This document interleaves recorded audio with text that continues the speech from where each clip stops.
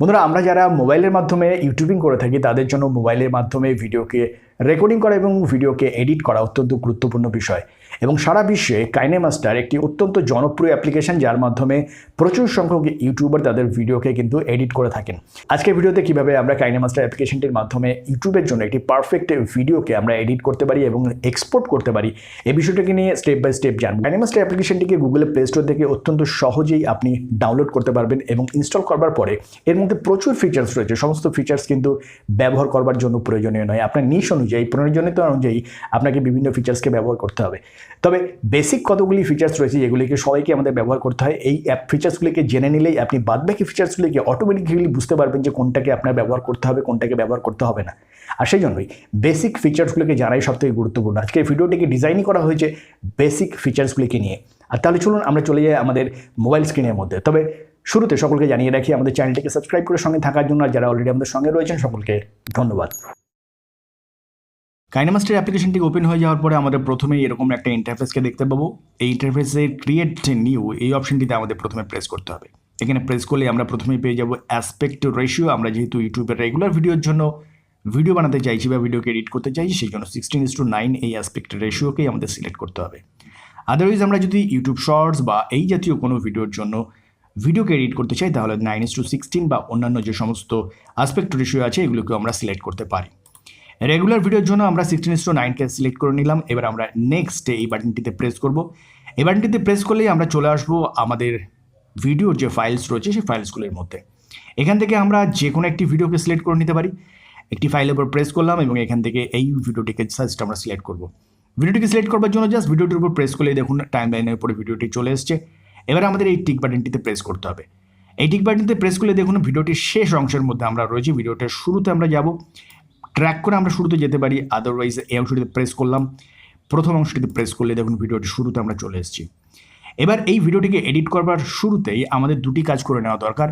ভিডিওটিকে বিভিন্ন টুকরো টুকরো করে কেটে ফেলার আগে টোটাল ভিডিওর মধ্যে প্রত্যেকটি অংশের অডিও লেভেল এবং কালার গ্রেডিং যাতে সেম থাকে, সেই জন্য আমাদের প্রথমেই এর অডিও এবং কালার গ্রেডিংকে সেট করে নেওয়া দরকার। আর এই দুটি কাজের জন্য আমাদের জাস্ট এই লুপটির উপরে প্রেস করতে হবে। প্রেস করলে দেখুন এখানে বিভিন্ন ধরনের টুলস আমাদের সামনে চলে এসছে। প্রথমেই আমরা এখান থেকে অডিও লেভেলকে সেট করে নেব। তার জন্য স্পিকার এই চিহ্নটির উপর প্রেস করলে দেখুন এই সমস্ত সিম্বলগুলি আমাদের সামনে চলে এসছে।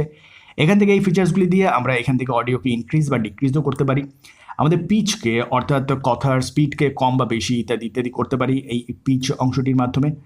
আবার এই সমস্ত সেটিংসগুলো হয়ে যাবার পরে আমাদের এখান থেকে এই টিক বাটনটিতে প্রেস করে এগুলিকে পার্মানেন্টলি ভিডিওটির সঙ্গে সেট করে দিতে হবে। এরপর আমাদের কালার গ্রেডিংয়ের প্রয়োজন। আমরা আরেকবার সিলেক্ট করব এই লুপটিকে। এরপর আমরা এখান থেকে স্ক্রল করে নিচের দিকে নামলে এখানে দেখুন আমরা বেশ কতগুলি ফিচার্সকে দেখতে পাচ্ছি। সেই সঙ্গে সঙ্গে এখানে আমরা পেয়ে যাব কালার ফিল্টার্স। এই কালার ফিল্টারের উপর প্রেস করলে এখান থেকে প্রি ইনস্টল বেশ কতগুলি ফিল্টার রয়েছে। আমরা এখান থেকে যে কোনো ফিল্টারকে সিলেক্ট করতে পারি। ঠিক দেখুন এই ফিল্টারটিকে আমরা সিলেক্ট করলাম। এই ফিল্টারটিকে আমরা কম বা বেশিও করতে পারি এখান থেকে। এরপর আমরা টিক বাটনটিতে প্রেস করব এবং সেই সঙ্গে সঙ্গে যদি আমরা চাই আরও একটু অ্যাডজাস্টমেন্ট আনতে তাহলে এই অ্যাডজাস্ট বাটনটিতে প্রেস করব এবং এই অ্যাডজাস্ট বাটনটিতে প্রেস করলে এখান থেকে ব্রাইটনেস, এই ব্রাইটনেসটাকে আমরা বাড়াতে বা কমাতে পারি। কন্ট্রাস্ট, আমরা এখান থেকে কন্ট্রাস্টকে বাড়াতে বা কমাতে পারি। স্যাচুরেশন, কালারকে স্যাচুরেট করতে পারি এবং সেই সঙ্গে সঙ্গে ভাইব্রেন্স, আমরা কালারের একটু পিগমেন্টেশনকে বাড়িয়েও নিতে পারি। এই সমস্ত এডিটিংয়ের পরে আমরা এই টিক বাটনটিতে প্রেস করব এবং দেখুন ভিডিওটির মধ্যে কালার এবং অডিও লেভেল একদম সিলেক্ট হয়ে গেছে। এবার আমরা ভিডিওটির মধ্যে অপ্রয়োজনীয় এবং প্রয়োজনীয় অংশগুলিকে আমরা প্রপারলি এডিট করে অপ্রয়োজনীয় অংশগুলোকে বাদ দিয়ে দেবো এবং প্রয়োজনীয় অংশগুলোকে রেখে এটি কমপ্লিট ভিডিও আমরা তৈরি করব। আর সেই জন্য প্রথমেই আমাদের দেখতে হবে ভিডিওটি এক্স্যাক্টলি শুরু হচ্ছে কোথা থেকে, এবং সেই জন্য আমাদের জাস্ট এই প্লে বাটনটিতে প্রেস করলে দেখুন ভিডিওটি প্লে হওয়া শুরু হয়ে যাবে এবং ভিডিওটি প্লে হতে শুরু করে দিলে এর সঙ্গে সঙ্গে অডিওটিকেও এখান থেকে আমরা শুনতে পাবো। এবং যে অংশটি আমাদের অপ্রয়োজনীয় সেই অংশটির উপরে প্রেস করে আমাদের জাস্ট ভিডিও ফ্রেমটিকে দাঁড় করিয়ে দিতে হবে এবং এই যে লাইনটি দেখতে পাচ্ছেন এই লাইনটি যে অংশের মধ্যে রয়েছে আমরা এক্স্যাক্ট সেই ফ্রেমটিকে কাট করে ফেলতে পারি।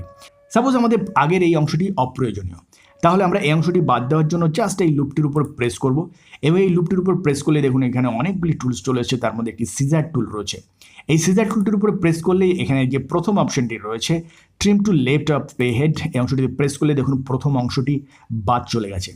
এক্স্যাক্টলি এভাবে আমাদের এরপরে এই প্লে বাটনটিতে আরেকবার প্রেস করতে হবে এবং এটিকে প্রেস করলে দেখুন ভিডিওটি প্লে হওয়া শুরু হয়ে যাবে এবং সেই সঙ্গে সঙ্গে কিছুটা প্লে হওয়ার পরে আমাদের বুঝে নিতে হবে যে এক্স্যাক্টলি কোন জায়গাটিকে আমাদের আরেকবার কাট করতে হবে। সাপোজ এই অংশটিতে আবার কাট করতে হবে, সেই জন্য আমরা আরেকবার এটিকে সিলেক্ট করে নেব, সিজার বাটনটি আসবে।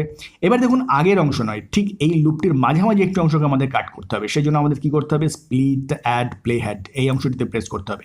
এই অংশটিতে প্রেস করলেই এখান থেকে টিক বাটনটিতে প্রেস করলাম, দেখুন এই অংশটিতে একটা কাট চিহ্ন পড়ে গেছে। সাপোজ আমাদের এর পরে কিছুটা অংশ আমাদের অপ্রয়োজনীয়, এখান থেকে প্লে করব, দেখে নেব যে কোন অংশটি আমাদের অপ্রয়োজনীয়, সেই অংশটির মধ্যে ভিডিওটি এলেই আমরা এখান থেকে স্টপ করে দেবো। এবং সাপোজ এই অংশটির মধ্যে যে বিষয়গুলি রয়েছে এগুলি আমাদের ভিডিওর জন্য প্রয়োজনীয় নয়, সেই জন্য আমরা কী করব, এই লুপটিকে আরেকবার সিলেক্ট করব, সিজার টুলটিকে প্রেস করব এবং দেখুন এর আগের অংশটি আমাদের অপ্রয়োজনীয়। তাহলে আমরা এই trim to left of playhead এই অংশটিকে প্রেস করলে আমরা আগের অংশটি কাট করতে পারি বা বাদ দিয়ে দিতে পারি, অথবা আমরা যদি ভাবি যে না এটিকে মাঝামাঝি এই অংশটিতে কাট করব, সেটিও আমরা করতে পারি। এখান থেকে কাট করলাম, দেখুন এখানে ভিডিওটি 3টে টুকরোতে বিভক্ত হয়ে গেছে। এবার এই যে মাঝের অংশটি এটা অপ্রয়োজনীয়, এটিকে আমরা যদি বাদ দিতে চাই তাহলে এই অংশটিকে সিলেক্ট করব। এখান থেকে দেখুন ডিলিট বাটনটি রয়েছে, এই ডিলিট বাটনটিতে প্রেস করলেই মাঝের অংশটি দেখুন ডিলিট হয়ে গেছে।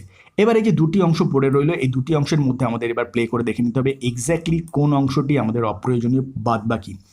সাপোজ আমাদের এই যে পরের অংশটি পড়ে রয়েছে এই অংশটি আমাদের এমন বিশেষ প্রয়োজনীয় নয়, এই বাকি অংশটি আমাদের ডিলিট করে ফেলতে হবে। তাহলে আমাদের এই লুপটিকে সিলেক্ট করতে হবে এবং এই সিজার টুলটিতে আরেকবার প্রেস করতে হবে।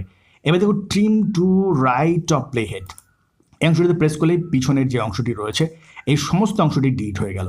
এবার আমাদের এই ভিডিওটিকে বিভিন্ন রকমের এলিমেন্টস দিয়ে আমাদেরকে একটু এডিট করতে হবে বা আরও বেশি আকর্ষণীয় করে তুলতে হবে।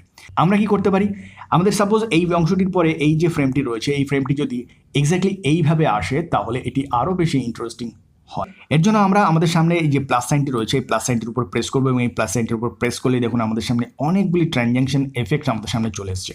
এখান থেকে আমরা একটি যে কোনো ফাইলকে সিলেক্ট করব এবং এখান থেকে যে কোনো একটি ট্রানজ্যাকশনকে আমরা সিলেক্ট করে নিতে পারি এবং দেখুন ট্রানজ্যাকশনটি আমাদের সামনে কীভাবে আসবে সেইটিকে আমাদের সামনে শো করছে ডিসপ্লে সেকশনের মধ্যে। এবার আমাদের জাস্ট এই টিক সাইনটিতে প্রেস করে দিতে হবে। আর এবার ধরুন আমাদের ভিডিও ফ্রেমটির উপরে একটি অন্য ভিডিও ফ্রেম অথবা একটি টেক্সট অথবা একটি ইমেজ যদি এভাবে আসে তাহলে এটি দেখতে আরও বেশি ইন্টারেস্টিং হয় বা দর্শকদের কাছে আরও বেশি ইনফরমেটিভ হয়ে উঠতে পারে এই ভিডিওটি। সেই জন্য আমাদের জাস্ট এই লেয়ার অপশনটিকে সিলেক্ট করতে হবে। সাপোজ আমরা এখানে একটি ভিডিওকে বা একটি ইমেজকে আমরা এরপর সেট করতে চাই। যদি আমরা একটি ভিডিও বা ইমেজকে সেট করতে চাই তাহলে মিডিয়া এই অংশটিতে প্রেস করতে হবে। প্রয়োজনীয় বা অপ্রয়োজনীয় যত ভিডিওস রয়েছে সমস্ত কিছুকে কিন্তু আমরা দেখতে পাবো।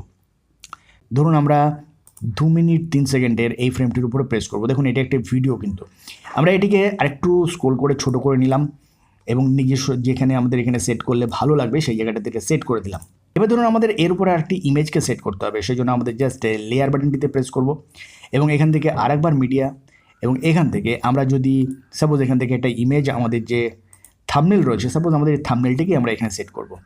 আমাদের থাম্বনেলটি এখানে চলে এলো, এখান থেকে আমাদের থাম্বনেলটিকে এখানে আমরা সেট করে দিলাম এবং সেই সঙ্গে সঙ্গে আমাদের ধরুন একটা টেক্সটকে আমরা এখানে সেট করব, সেই জন্য আরেকবার আমরা লেয়ার বাটনটি প্রেস করব, এখান থেকে টেক্সট এই বাটনটিতে প্রেস করলাম।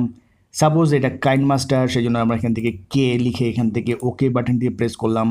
এখানে দেখুন একটি কে লেখা চলে এসছে, এই কে লেখাটিকে আমরা এই সাইডে রাখলাম এবং এখান থেকে আমরা কে লেখাটির কালারকে চেঞ্জ করবার জন্য এই বাটনটিতে প্রেস করলে এখান থেকে দেখুন যে কোনো কালারকে আমরা সিলেক্ট করে নিলাম, এখান থেকে টিক বাটনটিতে প্রেস করলাম। এটির কালার যেমন পরিবর্তন হয়ে গেল ঠিক তেমনই এই লেখাটির যদি ফন্টের স্টাইলকে চেঞ্জ করতে চাই আমরা এই বাটনটির উপর প্রেস করব। এখানে প্রেস করলে আমাদের সামনে বিভিন্ন রকম ফন্ট আমাদের সামনে চলে আসবে, আমাদের প্রয়োজনীয় ফন্টগুলোকে আমরা এখান থেকে দেখতে পাবো। সাপোজ এই ফন্টটিকে আমরা সিলেক্ট করতে চাই, ফন্টের উপর প্রেস করব, ফন্ট এখানে চলে আসবে, এখান থেকে টিক বাটনটিতে প্রেস করলে দেখুন এই ফন্টটি পরিবর্তন হয়ে গেল। এবার এই ফন্টটি কীভাবে আমাদের সামনে আসবে সেই জন্য আমরা এখান থেকে বিভিন্ন রকমের ট্রানজ্যাকশনকে এখান থেকে সেট করতে পারি, যেমন ধরুন ফেড, ধীরে ধীরে এই ফন্টটি আমাদের সামনে আসছে। পপ আপ আমাদের সামনে এটি খুব ফাস্ট আসছে, দেখুন স্লাইড, ডান দিক থেকে স্লাইড হয়ে এটি আমাদের সামনে আসছে। এভাবে আপনি নানান রকমের অ্যানিমেশনকে এর সঙ্গে সেট করতে পারেন। আবার সেই সঙ্গে সঙ্গে এটি কিভাবে আমাদের সামনে থেকে চলে যাবে, আউট অ্যানিমেশন, ওভারঅল অ্যানিমেশন ইত্যাদি ইত্যাদি নানান কিছু সেট করতে পারেন। সাপোজ আউট অ্যানিমেশন কীভাবে এটি আমাদের সামনে থেকে চলে আসবে, চলে যাবে সাইড লেফট, দেখুন স্লাইড লেফটে যেই প্রেস করলাম এটি আসতে আমাদের সামনে থেকে চলে যাচ্ছে। এভাবে আপনি ইন অ্যানিমেশন, আউট অ্যানিমেশন এভাবে এইগুলোকে সেট করতে পারেন।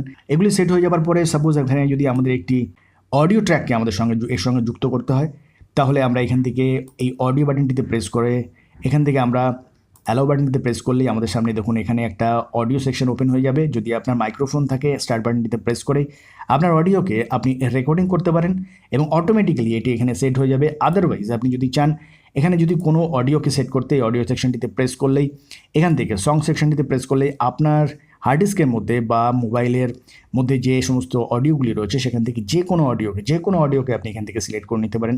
সাপোজ আমরা যদি এখান থেকে এই অডিওটিকে সিলেক্ট করতে চাই, জাস্ট এর উপরে প্রেস করব। এখান থেকে আমরা প্লে করে এখান থেকে শুনেও নিতে পারি যে কোন অডিওটি আমার পছন্দ কিনা। সেটিকে শুনে নেওয়ার পরে যদি মনে হয় যে হ্যাঁ এই অডিওটিকে আমরা ব্যবহার করতে চাই, প্লাস সাইনটিতে প্রেস করলেই দেখুন অডিওটি এখানে সরাসরি চলে এসছে।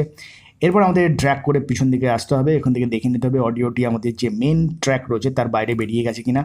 আমাদের জাস্ট যদি বেরিয়ে যায় এই অডিওটির উপর প্রেস করে এখান থেকে আমাদের একটু স্ক্রোল করে নিচের দিকে নামলে এখান থেকে ট্রিম বা স্প্লিট এই অপশানটিকে পেয়ে যাবো। এই অপশানটিতে প্রেস করলেই আমরা এখান থেকে trim right of play head অর্থাৎ এই অডিও ট্র্যাকের যে এই অংশটি অপ্রয়োজনীয় অংশটি সেটিকে আমরা কেটে বাদ দিয়ে দেবো। আর এভাবে যখন আপনার কমপ্লিট একটি ভিডিও যখন সেট হয়ে যাবে তারপরে আপনাকে জাস্ট এই অংশটিতে প্রেস করতে হবে। এই অংশটিতে প্রেস করলেই আমরা এখান থেকে এক্সপোর্ট সেকশনের মধ্যে চলে আসবো। ইউটিউবের প্ল্যাটফর্মের জন্য যারা মোবাইলে এক্সপোর্ট করতে চান তাদের জন্য 1080 পিক্সেল রেশিও এটাই সব থেকে বেস্ট, যেখানে ফ্রেম রেট 30 এনাফ এবং সেই সঙ্গে সঙ্গে যে বিট রেট রয়েছে সেটি 8 to 10 এর মধ্যে রাখবেন। এর মধ্যে রাখলেই কিন্তু সব থেকে ভালো ফ্রেম বা ভিডিও কোয়ালিটি আপনি এখান থেকে পাবেন। এবং এই সেটিংসগুলো কমপ্লিট হয়ে যাওয়ার পরে আপনি এক্সপোর্ট এই বাটনটিতে প্রেস করুন। এক্সপোর্ট যখন 100% কমপ্লিট হয়ে যাবে তখন ভিডিওটিকে অটোমেটিক্যালি আমরা আমাদের মোবাইলের স্টোরেজের মধ্যে পেয়ে যাব। আর এভাবে আমরা খুব সহজে কাইনেমাস্টার অ্যাপ্লিকেশনটিকে ব্যবহার করে আমাদের প্রয়োজনীয় ভিডিওটিকে এডিট করে নিতে পারি। আর আজকে ভিডিওটি নিয়ে যদি কোনো রকম প্রশ্ন থাকে অবশ্যই আমাদের কমেন্ট সেকশনের মধ্যে লিখে জানাবেন। এই বিষয়গুলো কিনে আমরা নেক্সট ভিডিওর মধ্যে নিয়ে আসবো। আর সেই সঙ্গে সঙ্গে আজকে ভিডিওটি এই পর্যন্তই দেখা হবে। নেক্সট ভিডিওতে ভালো থাকবেন। ধন্যবাদ।